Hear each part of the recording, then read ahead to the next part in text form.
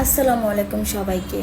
আচ্ছা, কালকে আমি একটা ভিডিও আপলোড করছিলাম, সেটা আমি 70 প্রো ম্যাক্স কিনছি ঢাকা যমুনা ফিউচার পার্ক থেকে। এটা আমি পোস্ট করছিলাম। তো তার নিচে অনেক কমেন্ট আছে। কমেন্টগুলো এরকম, পজিটিভ আছে, নেগেটিভও আছে, বাট আমার কখনো নেগেটিভ কমেন্ট আসে না। তো নর্মালি এত খারাপভাবে নেগেটিভ কমেন্টগুলো করছে, মানে আমার খুব খারাপ লাগছে জিনিসটা। হ্যাঁ, আমাকে যারা চিনে ফার্স্টে থেকেই, তো তারাই কখনোই করবে না। আর যারা কিনা চিনে না, ফার্স্ট দেখছে, তারাই করছে মেবি, আমি জানি না। তো এটার অ্যান্সারও আমার দেওয়ার খুব ইচ্ছে ছিল না, তাও দিলাম। এর জন্যই একটু জানা দরকার, তাই না? আমার বিয়ে হয়েছে 13 বছর, আমার সংসার আছে। তো আমি কখনো সোশ্যাল মিডিয়াতে শো অফ করি না।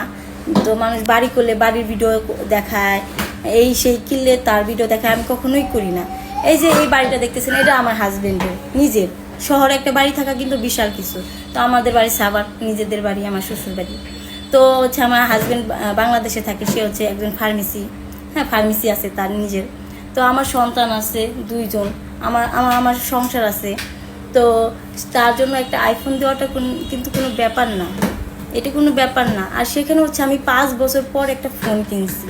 তো একটু আনন্দ লাগছে দেখে আমি এটা পোস্ট করছি। হ্যাঁ, আমি নর্মালি শো অফ করা কিংবা অপচয় করা, তো মানুষে বিন্দাসভাবে লাইফ করে, এইগুলো আমার একদম পছন্দ না। আপনারা যারা দেখবেন সোশ্যাল মিডিয়া কন্টেন্ট ক্রিয়েটর, যারা কিনা ভিডিও করে, তারা বছরে বছরে ফোন চেঞ্জ করে। আর সেখানে আমি 5 বছর পর একটা ফোন নিলাম, সেই আনন্দটাই আপনাদের সাথে শেয়ার করলাম। এতে করে যে কি বড় ভুল করলাম এখন আমি বুঝতেছি। ভাই, কক্সবাজার পাঠাই দিয়েছেন, যেখানে আমি জয়েন্ট ফ্যামিলিতে বসবাস করি। আমার শাশুড়ি আছে, ননদ আছে, মানে আমি 13 বছর ধরে সংসার করি। এই 13 বছর আমরা পুরো জয়েন্ট ফ্যামিলি। তার মধ্যে আমি মানে একটু ভিডিও টিডিও করি, ভাল লাগে, এর জন্যই করি। আর অনেকে বলবেন যে বেহালালের টাকা, পেজ চালায়, হ্যাঁ হ্যান ত্যান। পেজটা আমার খুব শখের, অনেক ভাল লাগে, সময় কাটে, একটা ভালো সময় কাটে। সবারই একটা ব্যক্তিগতভাবে একটা স্বাধীনতা আছে, এইটা আমার কাছে খুব ভালো লাগে। এর জন্য আমি কখনো বাইরে এত যাই না। আমি আমার হাজব্যান্ডের সাথে বাইরে যাই, 2-1টা ভিডিও করি বাইরে গেলে। এছাড়া আমার কখনো যাওয়া হয় না, আমি ঘরের ভিতরেই থাকি 24 ঘন্টা। তো আপনাদের এরকম বাজে বাজে কমেন্ট দেখে আমি অবাক হয়েছি, বুঝছেন, আর কিচ্ছু না।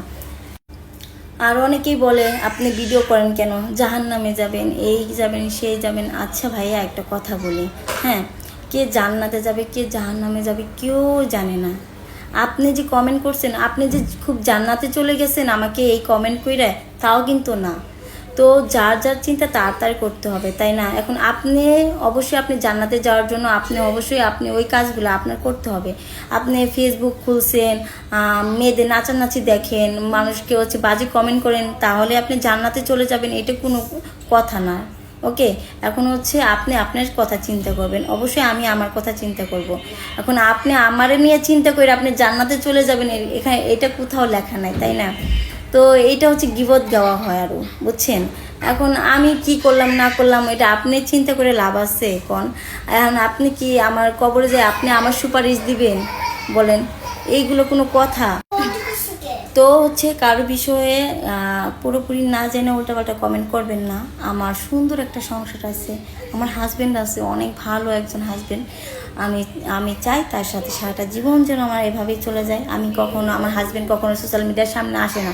আমাদের যদি এতই ইনকাম করার ইচ্ছা থাকতো সোশ্যাল মিডিয়া থেকে, তাহলে আমার জামাই ক্যামেরার সামনে লাফালাফি করতো, কাপড় ব্লগার হইতো, হ্যান ত্যান।